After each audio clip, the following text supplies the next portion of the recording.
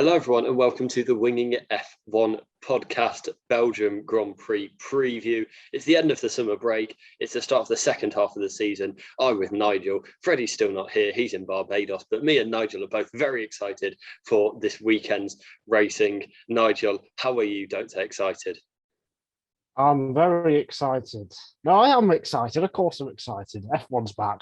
4 weeks felt like a while, even though we had lots going on in between. But it's good to be back. We've got 3 great races as well for F1's return, starting with Belgium this weekend. So should be good. How are you doing, Adam, over in America? Yeah, it's good. I've got the second of my Oklahoma hoodies on. Second for audio out listeners. of 12. No, I've said to Harry that if he sees me trying to buy anything else from the shop, then he needs to just hit me. So yeah, but yes, but yeah, it's good. It's really hot this week. It's like in the 30s all week, except I don't know what it actually is because everyone uses Fahrenheit here, and that's a stupid measurement. But here I am. No, it's good. Kind of start of classes, but it's all been quite chilled because it's just been like introducing and stuff like that, so I'm enjoying that while it lasts and getting most of the pool while that lasts as well. So yeah, Are there any similarities to like the UK in terms of uni? Yeah, but I can't think of them. I don't know. I guess like a lot of it's similar. Like you get into the room and everyone's just kind of, so everyone turns up early to lessons, which is weird. Oh. I guess it's not weird, actually. It's just me being disorganized. But yeah, I guess the general feel is quite similar in terms of what we're, just like, how it feels is quite similar. But I think there's a lot more like specific lessons because the uni's bigger because America's bigger and everything's bigger. But yeah, I don't know. There will be stuff. Are you ramping up for the start of uni? Or I guess it's still like a month away for you. Yeah, I mean, I just turn up and do whatever I get told, to be honest. That's my life. Just following orders. Yeah, I know. If you listen to people, you'll get places. That's my like motto, not motto. Yeah, that's a piece of advice. Anyone who's listening, if you listen to people who've experienced it, you'll be all right. And on that note, one piece of listening that a lot of people have been doing is to Lewis Hamilton, who has said that he wants Valtteri Bottas to remain his teammate, and there's going to be no announcement for the other Mercedes driver until September. So, Nigel, what do you make of the news? Well, I'm not surprised if Hamilton does want that, because I think all of the top drivers, Verstappen, whether it's Alonso or whoever, I think they would rather have deep down in their heart a teammate who they know they can beat. And I think Hamilton obviously knows he can beat Bottas. That's a fact. So it doesn't surprise me. So I think it's a case of Mercedes and Toto Wolff, they want Russell in the car, but Hamilton perhaps wants Bottas in the car, and that's possibly why there's a delay, or the delay could just be the waiting to find out where Bottas is driving next year. They want to announce it at the same time. So I think those are the 2 possibilities that are played out right now. Yeah, I think you're completely right, because I guess the biggest comparison would be Vettel at Ferrari in 2018, when it was very clear that he wanted Raikkonen to stay on as his teammate, or kind of throughout his Ferrari career, he wanted Raikkonen to be there. I think because he knew he wasn't really going to be as much of a threat to him. And yeah, I don't think it's like Hamilton's scared of Russell or anything, but it's, you just kind of want that security of knowing that you can beat your teammate, and that's what he wants. I don't know how much kind of they're going to put into that. How much kind of bearing on that they're going to put. But yeah. Yeah, I mean, that's the thing, isn't it? It's tricky because he's sometime world champion. He's been with the team since 2013, 8 years now. So I guess that's the tricky thing. And, you would be kind of silly not to listen or think about Hamilton's opinion. So it's a tough one, but it doesn't surprise me that he wants Bottas to stay because he's talked about how great a teammate he's been. He's never said anything bad about him or anything. So yeah, I still think Russell will be at Mercedes. I don't think this changes too much. So yeah. Yeah, I think there's maybe more significance because of Hamilton's contract to the end of 2023, which is kind of an extra year thought more than I think I thought at least. But also kind of the way it's been announced now, it puts he's going to have more influence at the team for longer with that. So I think maybe given his contract situation, that might change it a bit because it's not like they're needing to look potentially at next season or the season after as their leader because they know they're going to have Hamilton there for the next 2 years. So I think it takes maybe a bit in that aspect, takes a bit of the pressure off, but equally they want to get Russell in and they've got, a really potential star future world champion there that, they can't just keep putting on hold really. So yeah, it'll be definitely interesting to follow. I agree. I still think Russell will be at Mercedes next year. But yeah, and like you say as well with the announcement, it didn't necessarily mean anything, there are so many factors that go into things like this and yeah, you can't kind of have too much. Yeah, I think this is what Freddie brought up when we did that podcast. Hello, if you're listening, by the way, Freddie. I'm sure you're going to wave back right now. This is what he brought up when we did just waved at some random person on the beach in Barbados. Yeah, I'm not going to say what I thought. So yeah, this is what he brought up when we did that Hamilton podcast when he signed his contract a couple of months ago. I think Freddie said that Hamilton signing his contract might mean that there's a small chance, or it's less likely that Russell does get the seat or something like that. And we could be seeing this now, but if I had to put money on it, I think it's just a delay to find out where Bottas will be next year. Yeah, and that'll be the big news. That'll be a big week, especially if Bottas is being announced at somewhere else as well. That'll be. The one thing that's just coming to head though is that they have been saying it will be done by the summer break and it will be announced by Spa, and it's not happened. So, they're not. Yeah, we'll just have to see. But it's interesting that it's not happened when they've said, because Bottas, Wolff, and Russell, they've all said we want it done by the end of the summer break. I wonder, and this is kind of just completely brainstorming or blue sky thinking or whatever, but whether it feels like with Bottas it'd just be a very case of like one and done, this is the contract, bam, there you go. I don't know whether Russell there might be kind of more kind of sticking points on the contract given his potential position in the team and position next to Hamilton. So yeah, I don't know, maybe that's something, or maybe it's nothing, and like we've both said, it there's a myriad of factors and everything that goes into these announcements, but that could be a potential reason. Yeah, just like with any contract, you want to go to a certain team, but ultimately you'd rather have a multi-year deal than a 1-year deal, or you'd rather have some kind of clause if Mercedes do bad, or funny, if they do bad next year, then you might want to leave and you might want a clause in your contract. So it could just be those fine details. So who knows? Yeah, but there we go. We will continue to monitor the situation for you, and Nigel will be reporting on it religiously for Racing News 365, and hopefully not annoying Mercedes anymore.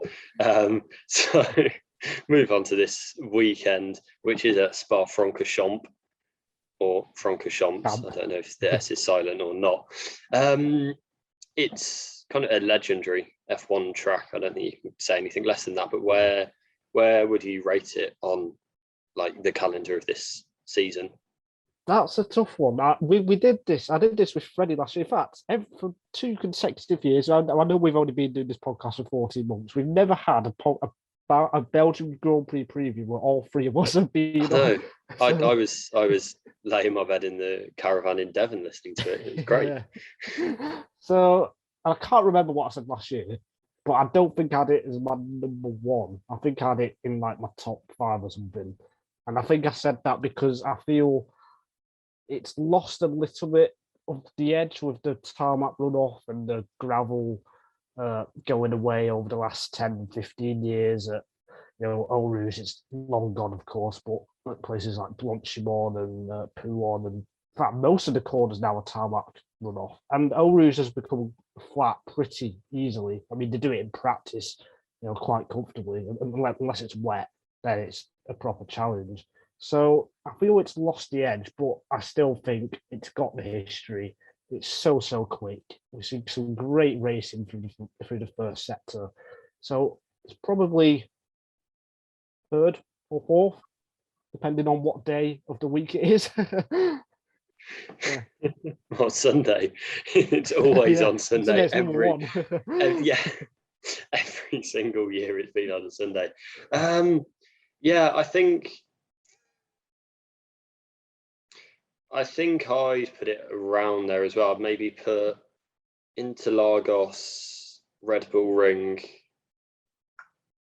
maybe something like Silverstone above it.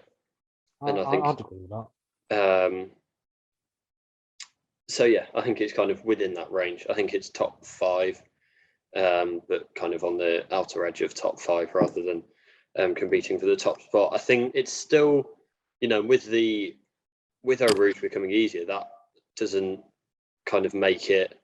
It means drivers are more willing to try stuff there, and I think that's it's maybe not the same challenge, but it's a different challenge. We saw Gasly on Perez last season, which was an incredible overtake.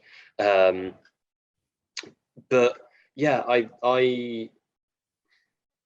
agree. It's not quite the same with all of the tarmac runoff. There's not the same risk. I think we saw at places like Mugello and Imola. Having the grass and gravel runoffs just makes it so much more of a challenge and makes it so much more difficult. Effectively makes it a street circuit, really. I think it's maybe lost a bit of that. But that being said, I think there's still potential for it to be a very fantastic race this weekend. Yeah, and weirdly, we haven't had a properly good race there for a long time. I was thinking, what was the best? Or when was the last really, really, classic Belgian Grand Prix? And I'm probably thinking back to 2008 when Hamilton and Raikkonen had that last 3-lap duel and Raikkonen crashed and Hamilton lost the win after the race and all that stuff. So that was 13 years ago. I don't think there's been a classic since then. There's been moments such as the Grosjean crash. I don't like crashes anyway, and there's been some great overtakes. But I think as a race, there's not been a classic, I don't think. Yeah, I think I'd agree with that. It's interesting. It's interesting looking back to that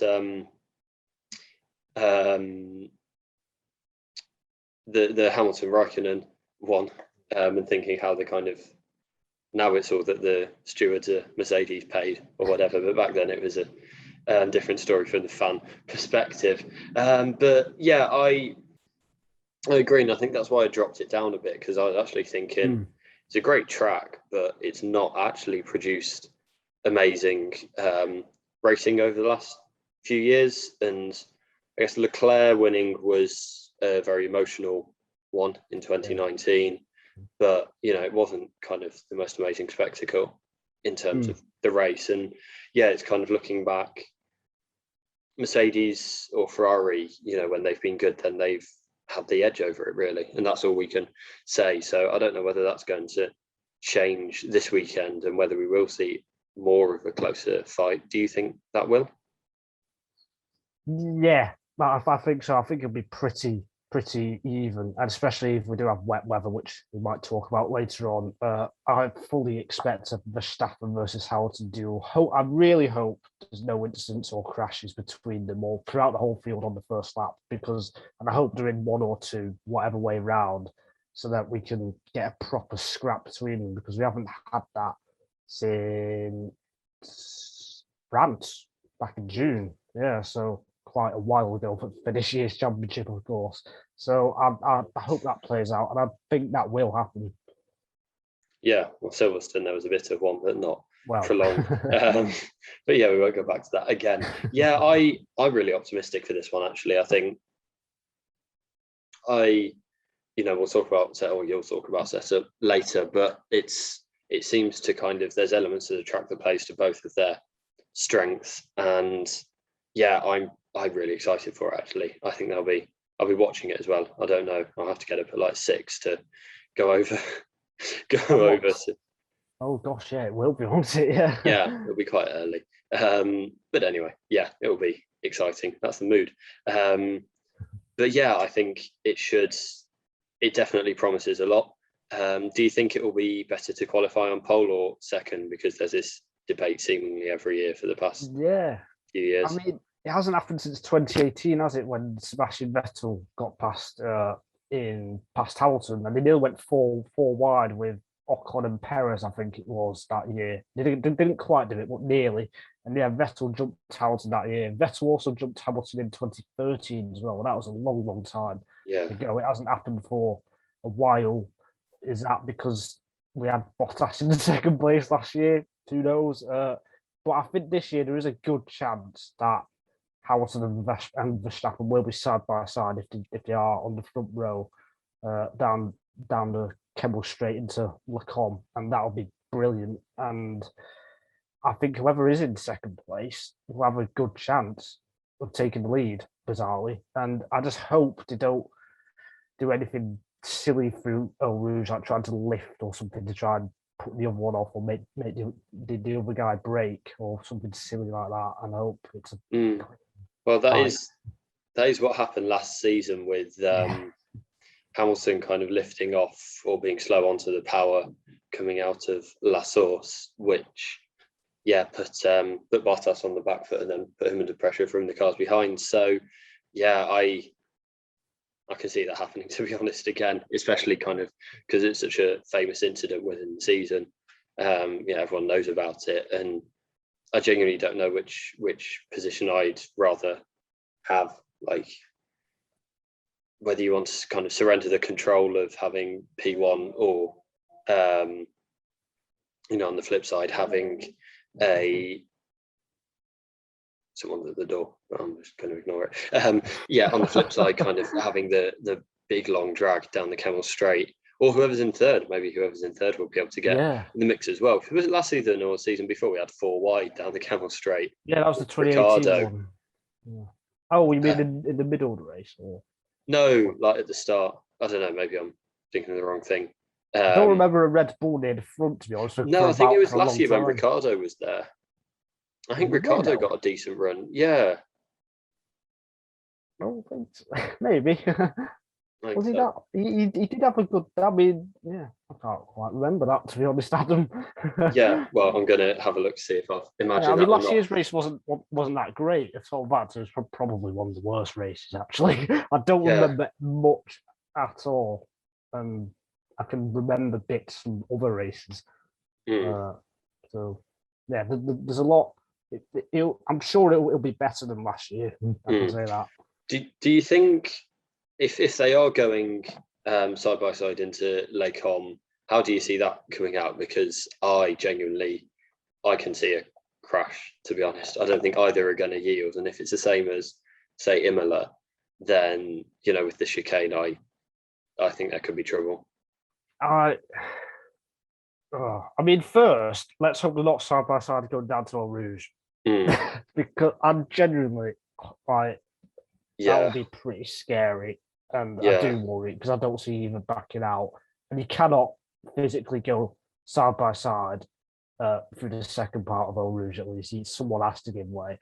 So first, let's hope to get through there safely. Then, but for Le Mans, I guess it's just who's bravest on the brakes. But even then, they might brake so late, and they might be wanting to get ahead so much that they might miss it. But because there's time at runoff, someone might cut the chicane, perhaps. That's the thing we didn't have at Imola because there was gravel there. So you could do it, but you might spin or something. But at Spa, you can jump across. So I hope there isn't a collision. But I think the straight is so long that if you do have a good run like Vettel did in 2018, you can kind of like get clear and then move to the right or move to the left, and then so then you're not side by side. And I think that's what might happen. I feel. Mm-hmm. Yeah, I think. Yeah, I can see that. Just what I was thinking of last season was Bottas, Verstappen, and Ricciardo. Kind of, they weren't exactly side by side, but they were kind of split over the track, trying to make the overtake. So that's what I was thinking of. It's going to be fireworks. It really is. It's going to be an interesting way to start my day. I'm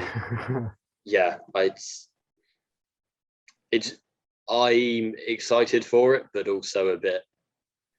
I don't generally get kind of nervous around F1 races, but I don't know, for this one it's a bit.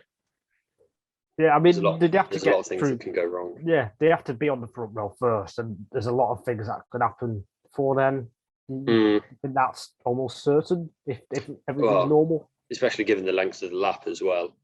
It is the longest lap on the calendar, and I think it's almost certainly going to be a front row duel. Who do you think will get pole? I think Mercedes might have the edge this weekend. So I think Hamilton. I think that's where Bottas, if he can get on the front row, that'll be pretty big. In fact, that'll be a big moment in the season, I feel. Because first race back, if Mercedes look out the front row, if they do get a 1-2 in the race, that'll be pretty significant, I think. Reminds me of earlier I was thinking about with Bottas, in Drive to Survive on the Russia Grand Prix episode where he's like, oh yeah, and I wanted to come second, so I gave Mac the toe so he could beat me and stuff like that. Oh no, it was third he wanted to get. He was like, oh yeah, I wanted to get third so I'd have a good run. It's like, shut up.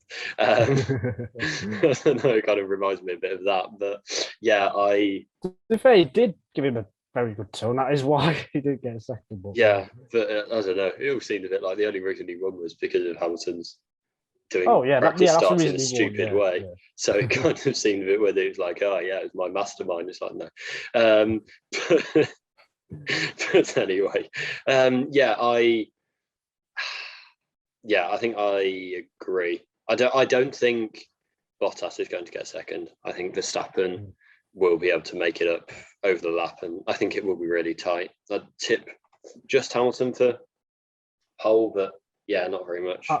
It's more likely to be a Mercedes front row lockout than a Red Bull front row lockout. I feel Mercedes have got some momentum. They've understood their car, because at the start of the year they didn't really understand the car. So, and I think kind of getting to grips with it now. So, and they could go on a bit of a run with Monza coming up as well. They should be strong there. So this could be a key part of the season to get back-to-back wins and do some damage in this year's title race. Do you think it's more likely that Mercedes get a front row lockout, or Verstappen gets pole, or a Red Bull gets pole? I think, a Red Bull pole is more likely. Yeah, I'd agree. And should we do the rest of the prediction? Yeah, let's do it. So what's your prediction for the final podium? Oh, gosh. I'm going to go Verstappen, Hamilton, then Perez. I'm going to go Verstappen, Hamilton, and then Bottas. Yeah. Just because I think I can see, even though it's not worked in the last few years, I don't know. I talked about this last time and taking people stop going on about it, but now I'm going on about it. I can kind of see that second place slingshot working. So, I think especially if Verstappen's in front after the first lap, it will be really interesting in terms of strategy. Or rather, if the second place driver in qualifying is in front, it'll be really interesting in terms of strategy, because I think then there'll be a mix-up. I think it's not, there's overtaking opportunities, but, I think we might see drivers kind of backing off and trying to create a bit more of an advantage over the pit stops, because especially with the dirty air, and if they're as close as we think they will be, then I don't really see there being kind of too much opportunity, especially how aggressively each of them are going to be defending. I don't see there being too much opportunity to overtake if they're on similar strategies, similar tyres, all of that jazz. Yeah. So I think so too. Yeah. Yeah. So we've got fingers crossed for that. Fingers crossed for a clean race and a good race and an exciting race. Could be a wet race. I mean, the weather forecast, I looked at it before. It looks like it could rain all 3 days. Yeah, it's quite. I know it never rains in F1, but at the doesn't. moment, it didn't rain at Hungary, so it. Yeah, exactly. Yeah, I don't know. I'm not gonna believe it until I actually turn on the TV and it's wet on the formation lap. Like, I mean, there hasn't been a wet. When was the last wet race at Spa? It used to rain all the time, but it it's hasn't not happened been in the races. In 2010, there was a bit of damp, and Vettel crashed into someone at the. He crashed into Button at the bus stop chicane, caused mayhem in 2010. But I don't know if they went on to wet stuff. I think Hamilton won that race actually. In 2008, we talked about with Raikkonen, they can't. Well, he kind of wanted to be on Interzen, but then before that, I think it's 2005 going off the top of my head. There was the Schumacher years, there was a fair few, especially in the 90s. It used to rain all the time, but it just hasn't happened in the races for the last 10 years. What's the one of it's Schumacher going to overtake Montoya? Sorry, a back marker, and then it was Coulthard. He was lapping Coulthard. That's the one. In the McLaren and McLaren versus Ferrari was the title battle that year. Hakkinen was out of the race, and then Schumacher was winning by an absolute mile. Hit him because Coulthard didn't get off the racing line and it was pouring with rain. Then he went to the garage and said some nice things to him, I'm sure. 1998, that one. Was that the same one as the start where there's just a big crash? Caused by Coulthard. And David Hill won that race with a Jordan 1-2. Oh well, we reminisce, even though neither of us were alive for that, so it's not really reminisce. It's nostalgia. I mean, a wet race at Spa or wet qualifier as well. That'll be great. That's what would make the track number one. Because Eau Rouge and Blanchimont, then they will become like proper serious scorers in the wet. It'll be interesting to see who does Eau Rouge flat out on their first flying lap of practice. Because like even now, that's still not really. I don't know. You got to be pretty ballsy. There was listening last year. It was Jolyon Palmer talking about being teammates with Kevin Magnussen, and they did the classic teammates bet of who'd go flat through Eau Rouge first. And obviously Kevin Magnussen is fearless, so he lost that one. I think Jack Nicholls also told a story about doing might have been the WEC race at Spa or one of the GT races. And one of the drivers claiming that they were going flat out through Eau Rouge, but the pit lane was on the rundowns for Eau Rouge and everyone could see their brake lights coming on, which is one of my favourite stories. So, but F1 cars don't have brake lights. And if you want to know why, look at WTF1's video on that. But, on qualifying, do you think there'll be any kind of outlap shenanigans? So that's what we've seen in the last few races and came to a head at Hungary.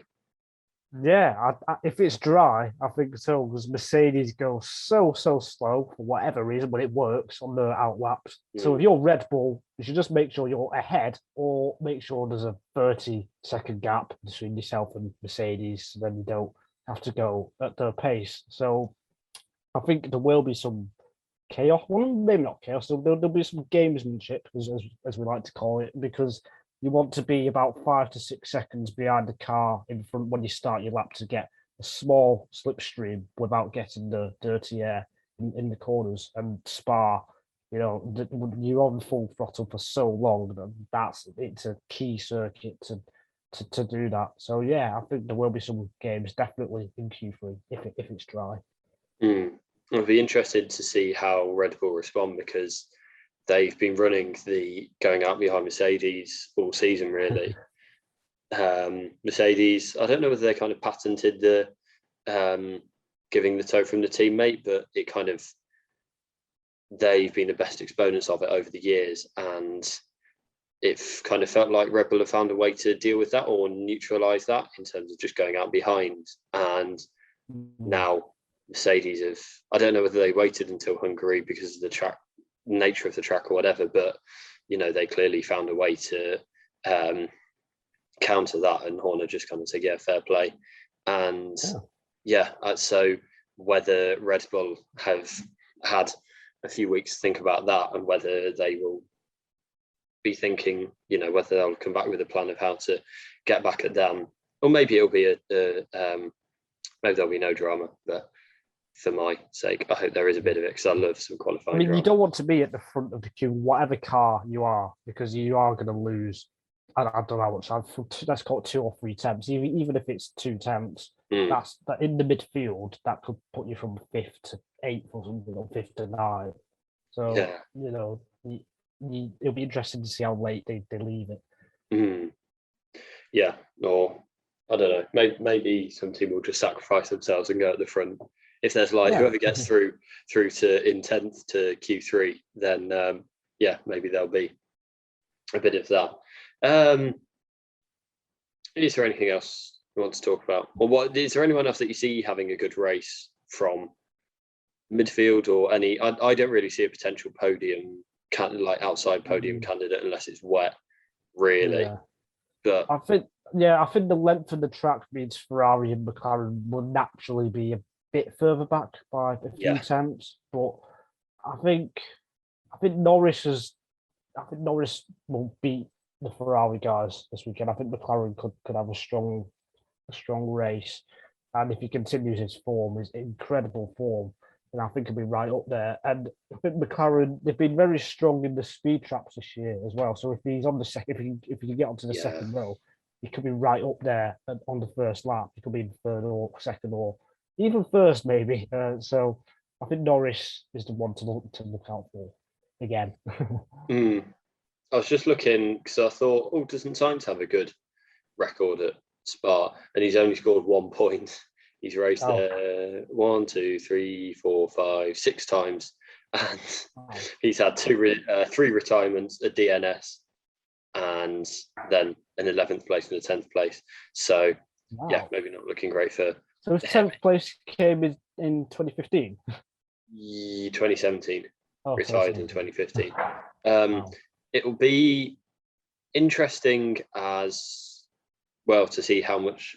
It'll be a good comparison for how much of a step forward Ferrari have taken this year, because I think the Belgian Grand Prix last year was their nadir in terms of it seemed like every single lap they were getting passed by someone on the Kemmel straight. So I think it will provide a good kind of benchmark for them, however well they do, to kind of see, or for the rest of the world to see how far they have moved forward in that. But outside of that, I don't really see kind of Aston or Alpine mixing it up at the front. I think Raikkonen, he's always someone who goes really well at Spa. Won there 4 times. Could have easily been 5 if he didn't crash against Hamilton in 2008. In fact, that would have been 5 in a row, I think, which is remarkable because he didn't race there in 2006 when they were changing the track layout. So Spa's always been one of his best tracks, and so I think he's got a good chance of doing something well. And if it does rain, I think his experience could play a part as well. So I'd say look out for Raikkonen. If you could get a top 10, that'd be a fantastic result for Alpha, especially after the last time out when they missed a huge opportunity to score some big points. And kind of, I think they're maybe the team that needs the biggest second half of the season because they've not been good. It's kind of, it felt like they were good or better at the start of the season and then weren't able to get many points on the board then. And then it's kind of just not come their way really since then.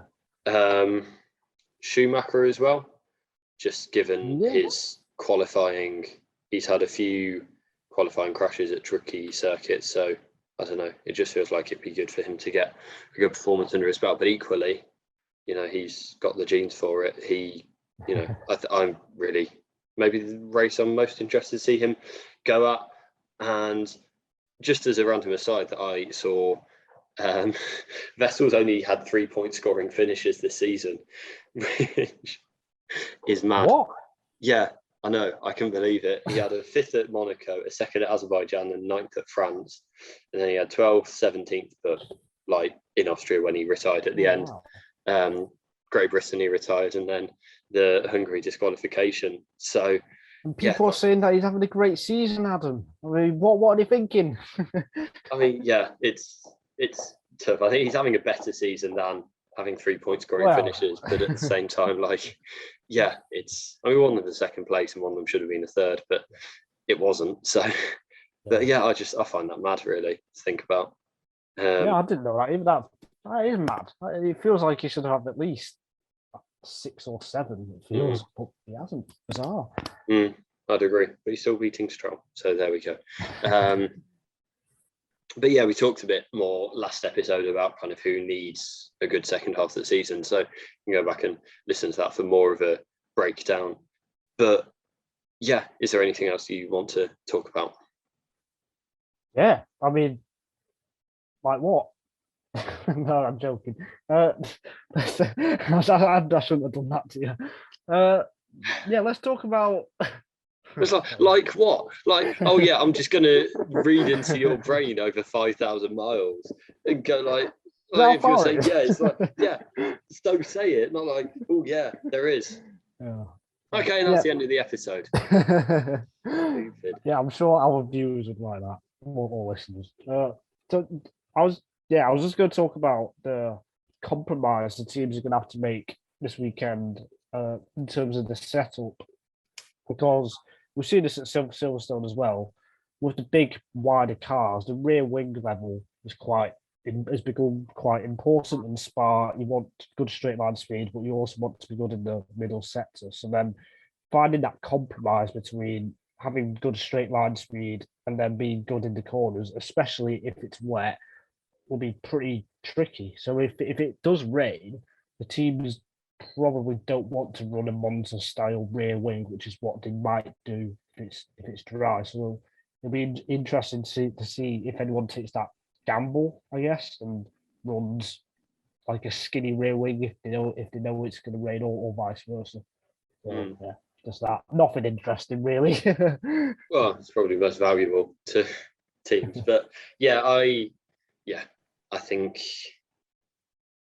that'll be where practice comes in and free practice, especially if one of them's curtailed or if there's a wet free practice session, that kind of could switch things up a bit this year. So I think you can.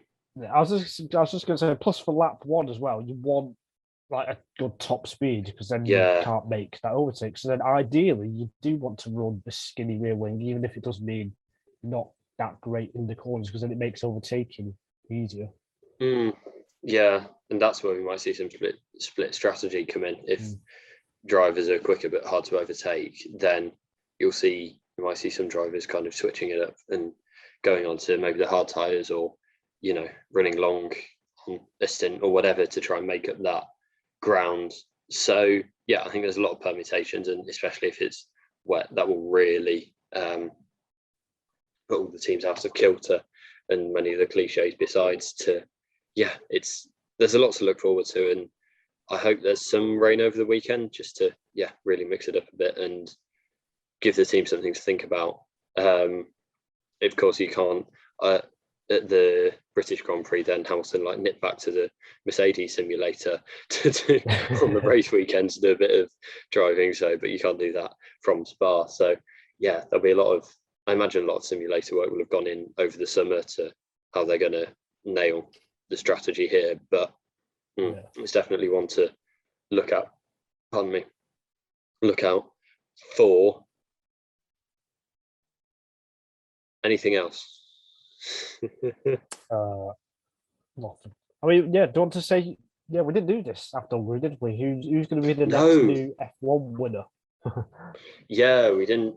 So, I mean, the contenders are Sainz, Russell, Norris, Tsunoda, Stroll, and then Schumacher, Mazepin. Or insert name here, F2 driver. Yeah, or Giovinazzi. It's not. Or F2 driver, F3 driver. Yeah, it's not going to be Schumacher, Mazepin, Giovinazzi, Tsunoda.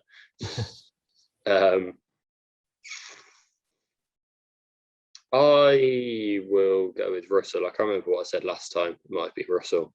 I'm going to stick with that. Do you think that's because he'll get the Merc seat and then win a race next year? And then I don't think he's winning a race at Williams. Well, yeah. Yeah, I think so. I guess Sainz could be a contender as well. Yeah. I mean, it depends if there's a chaotic race and then someone like Sainz or Norris could benefit from the most of that, or they'll be best placed. So, but whether we will get that race, who knows? So I can see that Russell being the next new winner. But just to be different, I'll go with Sainz. Just to be different. I can. Although on the flip side, I can kind of see Russell going to Mercedes just as they take a step back with the new regulations and kind of remaining the nearly man. But yeah, I think Norris is probably the most interesting one.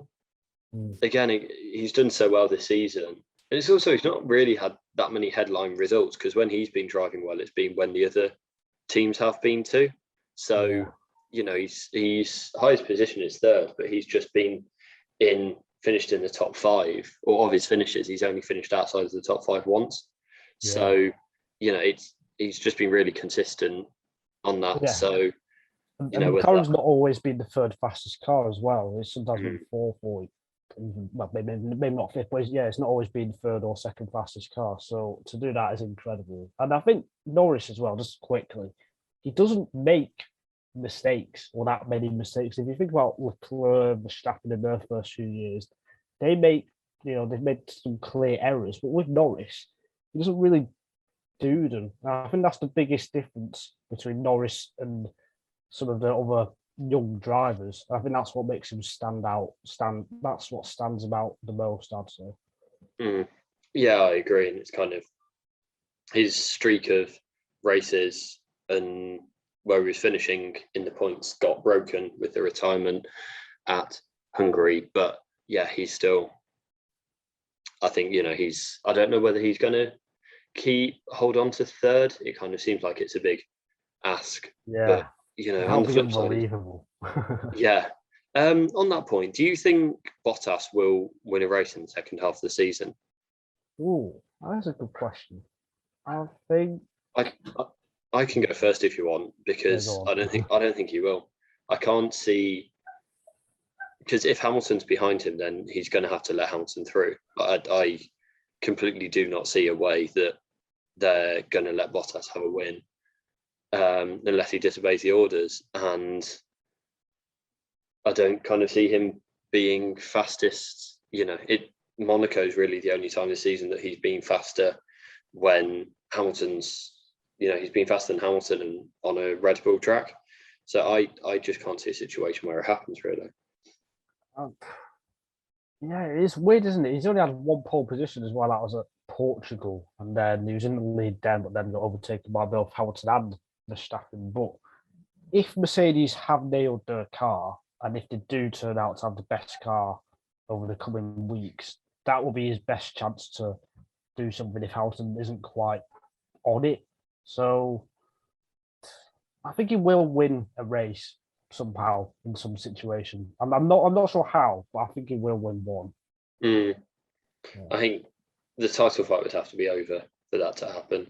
Probably. I guess. Or they would have to have taken each other out or something. Yeah, I guess that could happen as well. That has happened in the past, but yeah, I just can't really see a situation that it will happen in, to be honest. And also, he usually doesn't have a good second half of the season as well. Like when he's announced his contract in previous years, it could just be a coincidence. He's fell off the pace quite a bit. So I don't know if that will happen again if he does announce his future soon. Yeah, I think it's going to be a difficult one for him. And I guess the other thing that might make a difference is, you know, whether his contract whether his contract is announced and how that goes, because if he's going to remain a driver for next season, then, he's going to have to get out of the way. He's going to have to follow orders to the letter. Whereas if they're bringing in Russell, I don't know whether we'll see a Finnish rebellion and have him actually thinking, no, I'm not going to go for that. But I think maybe actually that's probably the biggest way that I can see him getting a race win. If they announce Russell over him and he just thinks, oh, well, sod this. Yeah, but you'd have to be in front of Hamilton, though, wouldn't he? So, and Hamilton can just, he's capable of just overtaking him, we've seen. So, yeah, that's fair. It's Poor I don't know, maybe it'll be Russia. Maybe it'll be the Finnish rebellion in Russia again, and we'll see him taking the win or pulling some 2000 IQ move that isn't actually 2000 IQ, but like other events happen, so it looks like it. I don't know. But yeah, we've talked about Russia a bit. We talked about Spa more. We're very excited for this weekend. We will both be watching. Nigel will be covering it all on Racing News 365 from the start of free practice till the end of the race. He's just going to be up covering it from start to finish, and I will be there 24/3, not 24/7, 24/3. But yeah, we hope you enjoy it too. Is Freddie going to be? No, he's not going to be back for the next one, is he? Or is he? No, I don't think so. Yeah.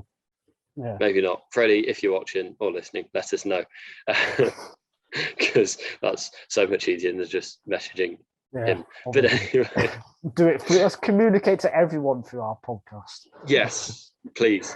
But yeah, on that note, we will hope you enjoy a very good Spa weekend, and we will see you afterwards to pick up the pieces in whatever way they fall. So thank you very much for listening, and goodbye.